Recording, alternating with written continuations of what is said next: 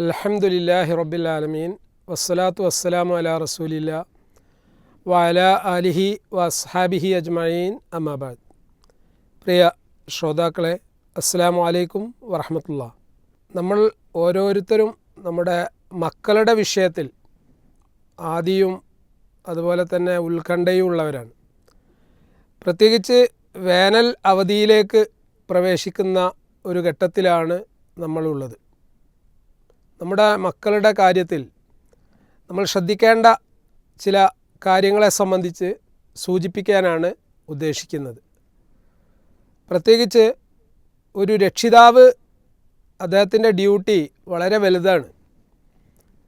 മക്കൾക്ക് ഇന്നത്തെ കാലഘട്ടത്തിൽ ലഭിക്കേണ്ട സ്നേഹം, പ്രത്യേകിച്ച് പാരൻസിൽ നിന്ന് കിട്ടേണ്ടത് കിട്ടാതെ വരുമ്പോൾ ഒരുപാട് പ്രശ്നങ്ങൾ മക്കളുടെ ഭാഗത്തു നിന്നുണ്ടാവുന്നുണ്ട്. കുട്ടികൾ ആഗ്രഹിക്കുന്ന ആ ഒരു പരിഗണനയും തലോടലും സ്നേഹവുമൊക്കെ തന്നെ പ്രത്യേകിച്ച് രക്ഷിതാവിൻ്റെ ഭാഗത്തു നിന്നാണ് ഉണ്ടാവേണ്ടത്. അത് കുട്ടികൾക്ക് ഫീൽ ചെയ്യേണ്ടതുണ്ട്. പലപ്പോഴും കൗൺസിലിംഗ് രംഗത്ത് പ്രവർത്തിക്കുന്ന ഒരു വ്യക്തി എന്നുള്ള നിലയിൽ എനിക്ക് അനുഭവിക്കാൻ കഴിഞ്ഞത് പല പ്രശ്നങ്ങളും, ഈവൻ മാനസിക പ്രശ്നങ്ങൾ പോലും കുട്ടികൾ അനുഭവിക്കാനുള്ള പ്രധാനപ്പെട്ട കാരണം കുട്ടികളെ രക്ഷിതാക്കൾ യഥാർത്ഥത്തിൽ അവരുടേതായ തലത്തിൽ മനസ്സിലാക്കുന്നില്ല എന്നുള്ളതാണ്. നമുക്കൊക്കെ നമ്മുടേതായ ഒരുപാട് സ്വപ്നങ്ങളുണ്ടായിരിക്കും. ആ സ്വപ്നങ്ങൾ തങ്ങളുടെ മക്കളിൽ കൂടി പൂവണിയണം, അല്ലെങ്കിൽ ഞാൻ കാണുന്ന സ്വപ്നങ്ങൾ പൂർത്തീകരിക്കേണ്ടവർ നമ്മുടെ മക്കളാണ് എന്നുള്ള ഒരു സങ്കല്പം ഓരോ രക്ഷിതാവിനും ഉണ്ടാവും. എന്നാൽ കുട്ടികളെ സംബന്ധിച്ചിടത്തോളം അവർക്ക് അവരുടേതായ ശേഷികളും കഴിവുകളും അഭിരുചികളും താല്പര്യങ്ങളും ഒക്കെ ഉണ്ടാവും. അത് നാം പ്രതീക്ഷിക്കുന്ന രൂപത്തിലാവണം എന്നില്ല. ഇവിടെ മക്കളുമായിട്ട് നല്ല ഒരു സൗഹൃദഭാവം നമ്മൾ സൂക്ഷിക്കുകയാണെങ്കിൽ, അവർക്ക് അൺകണ്ടീഷണലായ ഉപാധിയില്ലാത്ത സ്നേഹം നമ്മൾ കൊടുക്കുകയാണെങ്കിൽ, നമ്മളോട് എല്ലാ കാര്യങ്ങളും കമ്മ്യൂണിക്കേറ്റ് ചെയ്യാൻ, സംവദിക്കാൻ, ആശയവിനിമയം നടത്താൻ കുട്ടികൾക്ക് സാധിക്കും. അതിനാദ്യം വേണ്ടത് കുട്ടികളെ നമ്മൾ കേട്ടുകൊടുക്കുക എന്നുള്ളതാണ്. കുട്ടികളുമായിട്ട് നല്ല ഒരു മാനസികമായ അടുപ്പം നമ്മൾ സ്വീകരിക്കുകയാണെങ്കിൽ കുട്ടികൾ എല്ലാ കാര്യങ്ങളും നമ്മോട് തുറന്ന് സംസാരിക്കും. ഇത് ഉമ്മയുടെ മാത്രം ബാധ്യതയല്ല. ചില ഉപ്പമാർ മനസ്സിലാക്കുന്നത് ഞാൻ കുറച്ച് ഗൗരവത്തിൽ കുട്ടിയോട് പെരുമാറണം എന്ന കാര്യങ്ങളൊക്കെ തുറന്ന് പറയാൻ നല്ലത് ഉമ്മയാണ്. ഇത് പണ്ട് കാലത്ത് നമുക്കുള്ള ഒരു സങ്കല്പമാണെങ്കിൽ, ഇന്നത്തെ കുട്ടികളെ സംബന്ധിച്ചിടത്തോളം പഴയ രൂപത്തിലുള്ള ഒരു പാരൻറ്റിങ് മോഡിൽ നാം കുട്ടികളെ വളർത്തുകയാണെങ്കിൽ കുട്ടികൾ നമ്മിൽ നിന്ന് അകന്നു പോവുക മാത്രമായിരിക്കും അതിൻ്റെ ഫലം ഉണ്ടാവുക. ഇവിടെ ഉമ്മയും ഉപ്പയും ഒരുപോലെ ഒരു മ്യൂച്വൽ അണ്ടർസ്റ്റാൻഡിങ്ങിൽ, ഒരു നല്ല തലത്തിൽ കാര്യങ്ങൾ മനസ്സിലാക്കുകയും കുട്ടിയുടെ വളർച്ചാഘട്ടത്തിൽ കൃത്യമായിട്ടുള്ള സജീവമായ ഇടപെടൽ രക്ഷിതാക്കൾ നടത്തേണ്ടതുണ്ട്. വേനലവധി തുടങ്ങാൻ പോവുകയാണ്. ഈ സമയത്ത് പ്രത്യേകം നമ്മൾ ശ്രദ്ധിക്കേണ്ടത്, നമ്മുടെ കുട്ടികൾക്ക് ഒരുപാട് ഫ്രീ ടൈം കിട്ടും. ഈ ഒഴിവ് സമയത്തെ പലപ്പോഴും മക്കൾ ഇന്ന് ചെലവഴിക്കുന്നത് സാമൂഹ്യ മാധ്യമങ്ങളിലാണ്, സോഷ്യൽ മീഡിയയിലാണ്. കാരണം അവരുടെയൊക്കെ കയ്യിൽ, നമ്മൾ കൊടുത്തിട്ടില്ലെങ്കിൽ പോലും അവരുടെ കയ്യിൽ മൊബൈൽ ഫോൺ കിട്ടുന്നുണ്ട്. അപ്പോൾ മൊബൈൽ ഫോണ് ആ ഒരു എഡിക്ഷൻ തലത്തിലേക്ക് പോയിട്ടുണ്ടെങ്കിൽ അവരിഷ്ടപ്പെടുന്ന കാര്യങ്ങൾ മാത്രമായിരിക്കും അവർ കാണുക. എന്നാൽ അവിടെ കൃത്യമായ ഒരു ഇടപെടൽ നമ്മുടെ ഭാഗത്തു നിന്നുണ്ടാവണം. കാരണം കുട്ടികൾക്ക് ഏറ്റവും നല്ല ഗൈഡൻസ് കൊടുക്കാൻ, ഏറ്റവും നല്ല മാർഗ്ഗനിർദ്ദേശം കൊടുക്കാൻ രക്ഷിതാക്കളായ നമുക്ക് സാധിക്കണം. പ്രത്യേകിച്ച് അവരുടെ കരിയർ രംഗത്തും പഠന രംഗത്തും കൃത്യമായ മാർഗ്ഗനിർദ്ദേശം അവർക്കിപ്പോൾ കിട്ടിയെങ്കിൽ മാത്രമേ അവരുടെ പഠനം മുന്നോട്ട് പോവുള്ളൂ. പ്രത്യേകിച്ച് പണ്ടുള്ളതുപോലല്ല. കുട്ടികളെ സംബന്ധിച്ചിടത്തോളം വിദേശ സർവകലാശാലകളിൽ പഠനം നടത്താനും അന്യ സംസ്ഥാനങ്ങളിൽ പോയി പഠിക്കാനും ഒക്കെ താല്പര്യം കൂടി വരുന്ന ഒരു കാലഘട്ടത്തിലാണ് നമ്മൾ ജീവിക്കുന്നത്. അതുകൊണ്ട് ഇത്തരം ആഗ്രഹങ്ങൾ കുട്ടികൾ നമ്മളോട് പറയുമ്പോൾ അതിനോട് മുഖം തിരിഞ്ഞ് നിൽക്കുന്നതിന് ബദൽ അവരുടെ ജെനുവിനായിട്ടുള്ള ന്യായമായിട്ടുള്ള ആവശ്യത്തെ മനസ്സിലാക്കാനും നമ്മുടെ സാമ്പത്തിക സ്ഥിതി ഉൾക്കൊണ്ട് തന്നെ അവർക്ക് ഏറ്റവും നല്ല ഉന്നത വിദ്യാഭ്യാസം കൊടുക്കാനുള്ള സാഹചര്യങ്ങൾ ഒരുക്കുക എന്നുള്ളത് രക്ഷിതാക്കളുടെ ബാധ്യതയാണ്. വലിയ ക്യാപിറ്റേഷൻ നൽകി വലിയ സ്ഥാപനങ്ങളിൽ കൊണ്ടുപോയി ചേർക്കുന്നതിന് ബദൽ കുട്ടികളെ വളരെ നേരത്തെ തന്നെ മത്സര പരീക്ഷകൾക്ക് വേണ്ടി തയ്യാറെടുപ്പ് നടത്തുക എന്നുള്ളത് രക്ഷിതാക്കളുടെ ബാധ്യതയാണ്. നീ നന്നായി പഠിച്ചിട്ടുണ്ടെങ്കിൽ ഇന്ന സ്ഥലത്ത് ഞാൻ നിന്നെ പഠിപ്പിക്കാം, അല്ലെങ്കിൽ ഇന്ന സ്ഥാപനത്തിൽ ഞാൻ ചേർക്കാം. ഇത്തരം ഓഫർ ഒരു പോസിറ്റീവായിട്ടുള്ള സ്ട്രോക്കാണ്. കാരണം എന്നെ നല്ല സ്ഥാപനത്തിൽ പഠിപ്പിക്കാൻ എൻ്റെ പാരൻസ്, എൻ്റെ രക്ഷിതാക്കൾ തയ്യാറാണ് എന്നുള്ളതൊരു റൈറ്റ് മെസ്സേജാണ് നമ്മൾ കൊടുക്കുന്നത്.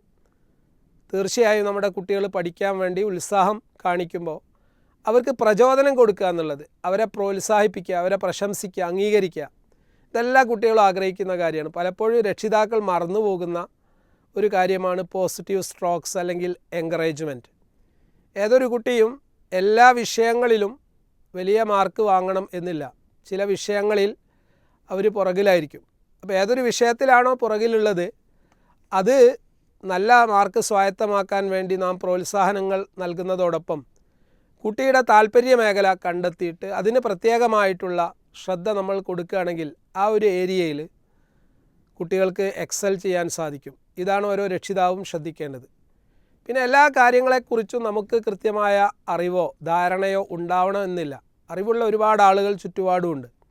അതുകൊണ്ട് തന്നെ കുട്ടികളുടെ ഉന്നത പഠന മേഖലയിൽ പ്രാവീണ്യം കരസ്ഥമാക്കിയിട്ടുള്ള നല്ല എക്സ്പീരിയൻസ് ഉള്ള അധ്യാപകരുണ്ടായിരിക്കും, ഫാക്കൽറ്റീസ് ഉണ്ടാവും.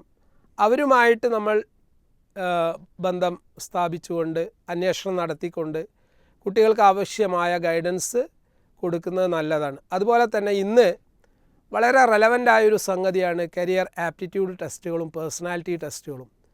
ഒരു കുട്ടിയുടെ അഭിരുചിയും താല്പര്യ മേഖലയും വ്യക്തിത്വവും എന്ത് എന്ന് കൃത്യമായി മനസ്സിലാക്കിക്കൊണ്ട് ഗൈഡൻസ് കൊടുക്കുമ്പോൾ ആ കുട്ടികൾക്ക് പഠനം മുന്നോട്ട് കൊണ്ടുപോകുന്നത് എളുപ്പമായിരിക്കും. പല കുട്ടികളിലും സംഭവിക്കുന്ന വലിയ ഒരു അബദ്ധം, അവരുടെ താല്പര്യ മേഖല കണ്ടെത്താതെ മറ്റ് സുഹൃത്തുക്കൾ പോകുന്ന കോഴ്സിൽ അവരും പോയി ചേരുകയാണ്. ഇത് പാതി വഴിയിൽ അവരുടെ പഠനം നിർത്തിവെക്കാനാണ് കുട്ടികളെ പ്രേരിപ്പിക്കുന്നത്. അതുകൊണ്ട് കരിയർ ആപ്റ്റിറ്റ്യൂഡ് ടെസ്റ്റുകൾ നേരത്തെ തന്നെ കണ്ടക്ട് ചെയ്യുകയാണെങ്കിൽ, നേരത്തെ അത്തരം ടെസ്റ്റുകൾക്ക് അഭിരുചി പരീക്ഷകൾ കുട്ടികൾ എഴുതുകയാണെങ്കിൽ അവരുടെ ശരിയായ വ്യക്തിത്വം മനസ്സിലാക്കാനും ആ വ്യക്തിത്വത്തിന് അനുസൃതമായിട്ടുള്ള മാർഗനിർദ്ദേശം, ഗൈഡൻസ് അല്ലെങ്കിൽ സപ്പോർട്ട് രക്ഷിതാക്കൾക്ക് കൊടുക്കാനും സാധിക്കും. മറ്റൊന്ന് നമ്മൾ ശ്രദ്ധിക്കേണ്ടത് നമ്മുടെ കുട്ടികളുടെ സൗഹൃദ വലയാണ്. ഈ റമദാനിൽ നാം നമ്മുടെ മക്കൾക്ക് കൃത്യമായിട്ടുള്ള നിർദ്ദേശം കൊടുക്കേണ്ട ഒരു മേഖലയാണ് അവരുടെ സൗഹൃദം. പ്രവാചകൻ സല്ലല്ലാഹു അലൈഹി വസല്ലം തന്നെ ഉണർത്തിയതായിട്ട് നമുക്കറിയാം. ഒരു വ്യക്തി അയാളുടെ വ്യക്തിത്വം രൂപീകരിക്കുന്നത് അയാളുടെ സുഹൃത്താണ്. അൽ മർഉ അലാ ദീനി ഖലീലിഹി എന്ന് പ്രവാചകൻ സല്ലല്ലാഹു അലൈഹി വസല്ലം പഠിപ്പിച്ചു. ഒരു വ്യക്തി അയാളുടെ സുഹൃത്തിൻ്റെ മാർഗ്ഗത്തിലാണ്. അപ്പോൾ നമ്മുടെ പെൺകുട്ടികളാണെങ്കിലും ആൺകുട്ടികളാണെങ്കിലും ആരുമായിട്ടാണ് അവർ സൗഹൃദം, ചങ്ങാത്തം സൂക്ഷിക്കുന്നത്, അത് സ്ഥാപിക്കുന്നത്, ആ ബന്ധം നിലനിർത്തുന്നത്, എന്താണ് അവർ കമ്മ്യൂണിക്കേറ്റ് ചെയ്യുന്നത്, ഇതൊക്കെ രക്ഷിതാക്കളായ നമ്മൾ അന്വേഷിക്കേണ്ടതും അറിയേണ്ടതുണ്ട്. കാരണം പല പ്രണയബന്ധങ്ങളും കുട്ടികൾക്ക് മുളയിടുന്നത് ഇത്തരം വേണ്ടാത്ത സൗഹൃദങ്ങളിൽ കൂടിയാണ്. കാരണം ഇന്ന് ഈ പ്രായത്തെ ചൂഷണം ചെയ്യുന്ന ഒരുപാട് നെറ്റ്വർക്കുകളുണ്ട്. അതുകൊണ്ട് പ്രണയത്തിലൊക്കെ നമ്മുടെ മക്കൾ ചെന്ന് പെടുമ്പോൾ ആ പ്രണയത്തിൽ നിന്ന് പിന്നെ അവർക്ക് രക്ഷപ്പെടാൻ സാധിക്കില്ല. കഴിഞ്ഞ ദിവസം ഒരു രക്ഷിതാവ് എന്നെ വിളിച്ചിട്ട് ഉണർത്തിയിട്ടുള്ള വിഷയം, വളരെ കൗമാരത്തിലുള്ള ഒരു കുട്ടി, ഒരു പെൺകുട്ടി, 19 വയസ്സേ അവൾക്കായിട്ടുള്ളൂ. ഒരു നാട്ടിൽ തന്നെയുള്ള സമാന പ്രായത്തിലുള്ള ഒരു കുട്ടിയുമായിട്ട് പ്രണയത്തിലാവുകയും ആ കുട്ടിയെ തന്നെ വിവാഹം കഴിക്കണമെന്ന് കുട്ടി വാശി പിടിക്കുകയാണ്. പലപ്പോഴും രക്ഷിതാക്കൾ ഇത്തരത്തിലുള്ള പ്രണയങ്ങൾ മനസ്സിലാക്കുന്നത് വളരെ വൈകിയിട്ടാണ്. കാരണം കുട്ടികളുമായിട്ട് ഒരു നല്ല ബന്ധം സ്ഥാപിക്കാൻ സാധിക്കുന്നില്ല എന്നുള്ളതാണ് ഇതിനേറ്റവും പ്രധാനപ്പെട്ട കാരണം. കുട്ടികൾ വീട്ടിലെപ്പോഴാണ് എത്തുന്നത്, എപ്പോഴാണ് ഉറങ്ങുന്നത്, റൂം വാതിലടച്ചുകൊണ്ട് പഠിക്കുകയാണ് എന്നുള്ള പേരിൽ കുട്ടികൾ അപ്പോഴും ചാറ്റിങ്ങിലായിരിക്കും, അല്ലെങ്കിൽ സോഷ്യൽ മീഡിയ കണക്ഷൻ അവർക്കുണ്ടായിരിക്കും. അപ്പോൾ ഇതൊന്നും കൃത്യമായിട്ട് മോണിറ്റർ ചെയ്യാൻ, നിരീക്ഷിക്കാൻ രക്ഷിതാക്കൾക്ക് സാധിക്കാതെ വരുമ്പോൾ വളരെ ആഴങ്ങളിലേക്ക് അവർ ഈ ബന്ധം വളർത്തിയെടുത്തിട്ടുണ്ടാവും.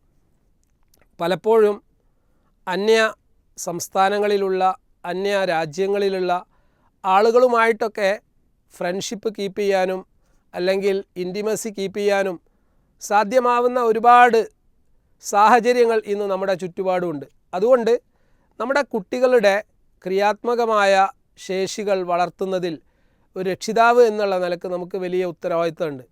ഈ ഉത്തരവാദിത്തം നമ്മൾ നിർവഹിക്കുമ്പോൾ നമ്മുടെ മക്കൾക്ക് വേണ്ടിയിട്ട് ആത്മാർത്ഥമായി പ്രാർത്ഥിക്കുക എന്നുള്ളത് വലിയ കാര്യമാണ്.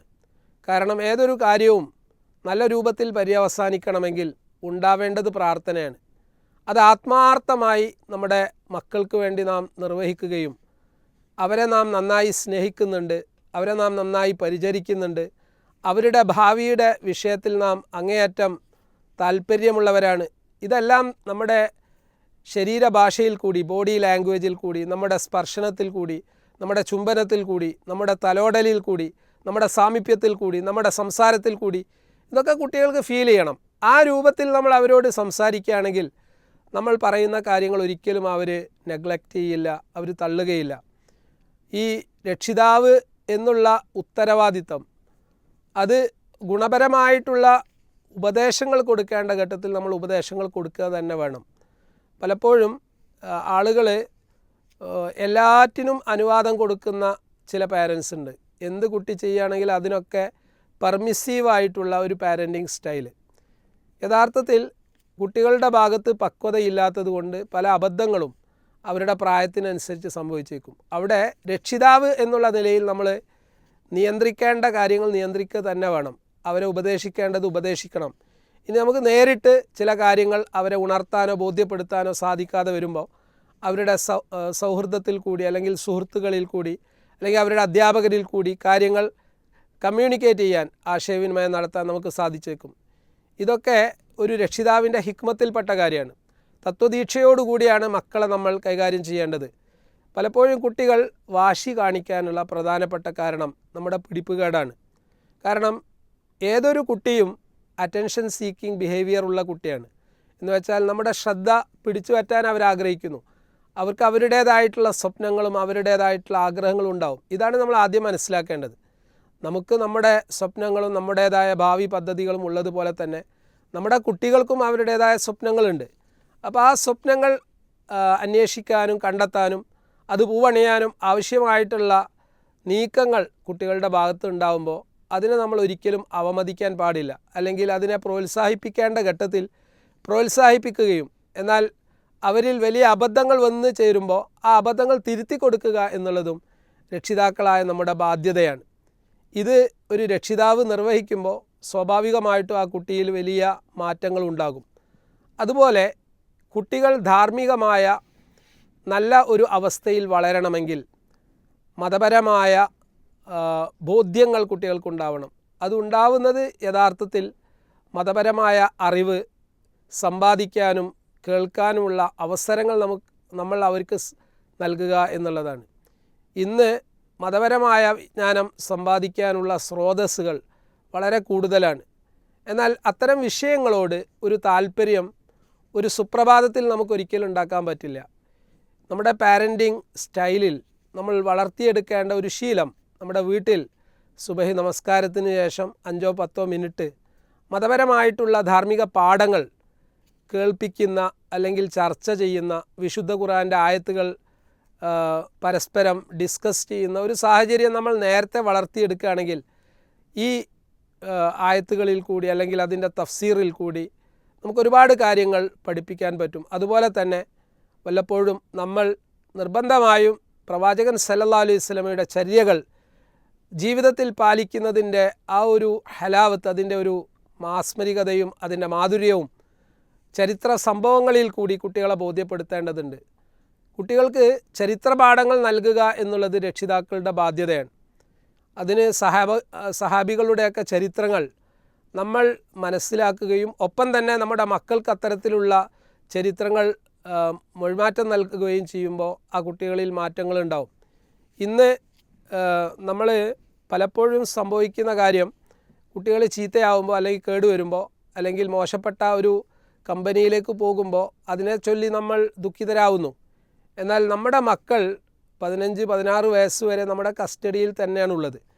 നേരത്തെ തന്നെ നമ്മുടെ കുട്ടികൾ ശീലിക്കേണ്ട കാര്യങ്ങൾ എന്താണ്, അറിവുകൾ എന്താണ്, ഇതൊക്കെ നമ്മൾക്ക് കൃത്യമായ ഒരു പ്ലാനിങ് വേണം. ആ പ്ലാനിങ് നമുക്കുണ്ടെങ്കിൽ അത് ഘട്ടം ഘട്ടമായി കുട്ടികൾക്ക് കൈമാറാൻ ഓരോ രക്ഷിതാവിനും സാധിക്കും. അതിലൊരു സംശയവുമില്ല. അതിന് വേണ്ടത് നമ്മുടെ വീട് ഇസ്ലാമികമായിട്ടുള്ള ഒരു സാഹചര്യത്തിലേക്ക് പരിവർത്തിപ്പിക്കുക എന്നുള്ളതാണ്. അള്ളാഹുവിൻ്റെ പ്രവാചകൻ സല്ലല്ലാഹു അലൈഹി വസല്ലമയുടെ അധ്യാപനത്തിൽ കാണാൻ സാധിക്കും, നിങ്ങൾ നിങ്ങളുടെ വീടുകളിൽ വെച്ച് നിർബന്ധമായും സൂറത്തുൽ ബഖറ പാരായണം ചെയ്യണം. പ്രവാചകൻ സല്ലല്ലാഹു അലൈഹി വസല്ലമയുടെ ഈ കൽപ്പന, അധ്യാപനം ഒരു വലിയ സന്ദേശം കൈമാറുന്നുണ്ട്. കാരണം പിശാചിന് ഏറ്റവും കൂടുതൽ ഇഷ്ടപ്പെട്ട കാര്യം നമ്മുടെ മക്കൾ ചീത്തയാവുക എന്നുള്ളതാണ്. കുട്ടികൾ ചീത്തയാവുന്ന ഒരു പ്രായമാണ് കൗമാരം. അതുകൊണ്ട് ഒരു സ്വതന്ത്ര ചിന്തയും തങ്ങളുടേതായിട്ടുള്ള കാഴ്ചപ്പാടുകളൊക്കെ രൂപീകരിക്കപ്പെടുന്ന പ്രായത്തിൽ കൃത്യമായിട്ടുള്ള ഒരു സന്ദേശം കൈമാറാൻ, അത് നമ്മുടെ സ്വന്തം ജീവിതത്തിൽ കൂടി കൈമാറാൻ. കാരണം കുട്ടികൾ എപ്പോഴും നിരീക്ഷിക്കുന്നത് നമ്മുടെ സ്വഭാവവും നമ്മുടെ പ്രവർത്തനങ്ങളുമാണ്. അപ്പോൾ കുട്ടികളോട് നാം ഉപദേശിക്കുന്നതിലുപരി നമ്മുടെ പ്രവർത്തനങ്ങളിൽ കൂടി കുട്ടികൾക്ക് മാതൃക കാണിക്കുക എന്നുള്ളതാണ് ഓരോ രക്ഷിതാവും ശ്രദ്ധിക്കേണ്ടത്. ആ രൂപത്തിൽ നാം കൃത്യമായിട്ടുള്ള പാഠങ്ങൾ, ധാർമ്മികമായ പാഠങ്ങൾ നമ്മുടെ മക്കൾക്ക് കൈമാറുകയാണെങ്കിൽ കുട്ടികൾ നല്ല മക്കളായിട്ട് വളരും.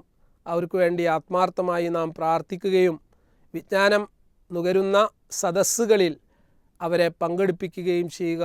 അള്ളാഹു നമ്മെ അനുഗ്രഹിക്കട്ടെ. വസ്സല്ലല്ലാഹു അലാ മുഹമ്മദിൻ വ അലാ ആലിഹി വ അസ്ഹാബിഹി അജ്മഈൻ. അസ്സലാമു അലൈക്കും വറഹ്മത്തുള്ളാഹി.